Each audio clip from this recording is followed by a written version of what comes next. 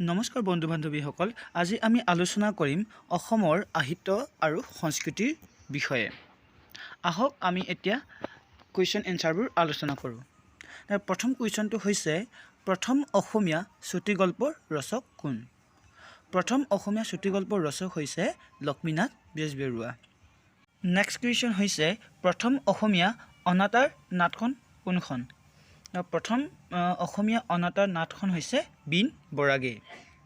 তাৰ next question, প্ৰথম কথা কবিতাৰ ৰচক কোন? প্ৰথম কথা কবিতাৰ ৰচক হৈছে যতীন্দ্ৰনাথ দুৱৰা। নেক্সট কুৱেশ্যন, প্ৰথম অসমীয়া গল্প সংকলন কোনখন? প্ৰথম অসমীয়া গল্প সংকলনখন হৈছে উৰভি। তাৰ লেখক হৈছে লক্ষ্মীনাথ বেজবৰুৱা আৰু তাৰ মুক্তি পাইছিলে 1909 চনত। তাৰ নেক্সট কুৱেশ্যন, জ্ঞানপীঠ বঁটা বিজয়ী প্ৰথম অসমীয়া পুথিখনৰ নাম কি? তাৰ উত্তৰটো হৈছে মৃত্যুঞ্জয় আৰু প্ৰকাশ পাইছিলে 1969 চনত। তাৰ কবি হৈছে বীৰেন্দ্ৰ কুমাৰ ভট্টাচাৰ্য। নেক্সট কুৱেশ্যন, অসমৰ প্ৰথম মহিলা আলোচনীখনৰ নাম কি? অসমৰ প্ৰথম মহিলা আলোচনীখনৰ নাম হৈছে ঘৰ জেউতী। তাৰ সম্পাদনা কৰিছিলে কমলালয়া কাকতি আৰু প্ৰকাশ পাইছিলে 1927 চনত। নেক্সট কুৱেশ্যন, সাহিত্য অকাডেমি পুৰস্কাৰ পোৱা অসমীয়া পুথিখনৰ নাম কি?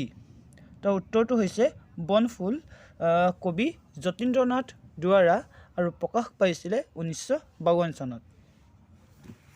এতিয়া নেক্সট কুৱেশ্যন, অসমৰ উপন্যাস সম্ৰাট বুলি কাক কোৱা হয়? তাৰ উত্তৰটো হৈছে ৰজনীকান্ত বৰদলৈক আমি অসমৰ উপন্যাস সম্ৰাট বুলি কোৱা হয়। নেক্সট কুৱেশ্যন, অসমৰ প্ৰথম অসমীয়া দৈনিক বাতৰি কাকতখনৰ নাম কি? তাৰ উত্তৰটো হৈছে দৈনিক বাতৰি আৰু তাৰ সম্পাদক আছিলে নীলমণি ফুকন আৰু প্ৰকাশ পাইছিলে 1935 চনত। এতিয়া নেক্সট কুৱেশ্যন, প্ৰথম অসমীয়া সংবাদপত্ৰখনৰ নাম কি? তাৰ উত্তৰটো হৈছে অৰুণোদয়। তাৰ সম্পাদক আছিলে নাথান ব্ৰাউন আৰু প্ৰকাশ পাইছিলে 1946 চনত। নেক্সট কুৱেশ্যন, সংস্কৃতৰ পৰা অসমীয়ালৈ অনুদিত হোৱা প্ৰথম নাটখনৰ নাম কি? তাৰ উত্তৰটো হৈছে শকুন্তলা, কবি আছিলে লম্বোদৰ বৰা। নেক্সট কুৱেশ্যন, প্ৰথম অসমীয়া ছপা পুথিখনৰ নাম কি? উত্তৰটো হৈছে ধৰ্মপুস্তক আৰু তাৰ কবি আছিলে আত্মাৰাম শৰ্মা, প্ৰকাশ পাইছিলে 1813 চনত। নেক্সট কুৱেশ্যন, অসমৰ প্ৰথম ইশু আলোচনীখনৰ নাম কি? উত্তৰটো হৈছে ল'ৰা বন্ধু। সম্পাদক আছিলে কৰুণাভিৰাম বৰুৱা আৰু প্ৰকাশ পাইছিলে 1888 চনত। এতিয়া নেক্সট কুৱেশ্যন, প্ৰথম অসমীয়া ভ্ৰমণ কাহিনী কোনখন? তাৰ উত্তৰটো হৈছে বিলাতৰ চিঠি। ইয়াৰ লেখক আছিলে জ্ঞানাভিৰাম বৰুৱা আৰু প্ৰকাশ পাইছিলে 1939 চনত। এতিয়া নেক্সট কুৱেশ্যন, অসম সাহিত্য সভাৰ প্ৰথম অধিৱেশন ক'ত অনুষ্ঠিত হৈছিল? তাৰ উত্তৰটো হৈছে শিৱসাগৰত আৰু কোন চনত হৈছিল? 1917 চনত। নেক্সট কুৱেশ্যন, আধুনিক যুগৰ প্ৰথম অসমীয়া উপন্যাসখনৰ নাম কি? তাৰ উত্তৰটো হৈছে ভানুমতী আৰু তাৰ লেখক হৈছিলে কোন? পদ্মনাথ গোহাঁই বৰুৱা। তাৰ নেক্সট কুৱেশ্যন, বিহগী কবি বুলিলে কোন অসমীয়া কবিক বুজা যায়? আমি বিহগী কবি বুলিলে আমি সকলোৱে জানো যে ৰঘুনাথ চৌধুৰীক আমি বিহগী কবি বুলি কোৱা হয়। তাৰ নেক্সট কুৱেশ্যন, অসম সাহিত্য সভাই প্ৰকাশ কৰা অভিধানখনৰ নাম কি?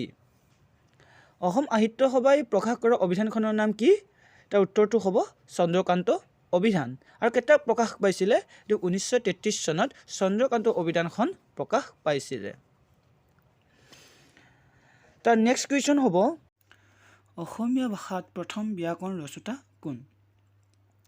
অসমীয়া ভাষাত প্ৰথম ব্যাকৰণ ৰচয়িতা হৈছে ৰবিনসন আৰু কিমান চনত প্ৰকাশ পাইছিলে 1839 চনত আজি আমি এশৰটো কুৱেশ্যন আলোচনা কৰিম এশৰটো কুৱেশ্যন হৈছে অসমৰ প্ৰথম সনেট কবি কোন অসমৰ প্ৰথম সনেট কবি কোন হয় হেমচন্দ্ৰ গোস্বামী ধন্যবাদ বন্ধু বান্ধৱীসকল আজি প্ৰথম পাৰ্টটোত আমি 20টা কুৱেশ্যন আলোচনা কৰিলোঁ আৰু সেকেন্ড পাৰ্টটো আকৌ আমি আলোচনা কৰিম সেকেন্ড পাৰ্টটো আপোনালোকে চাবলৈ প্লিজ চেনেলটো সাবস্ক্ৰাইব কৰি থব ধন্যবাদ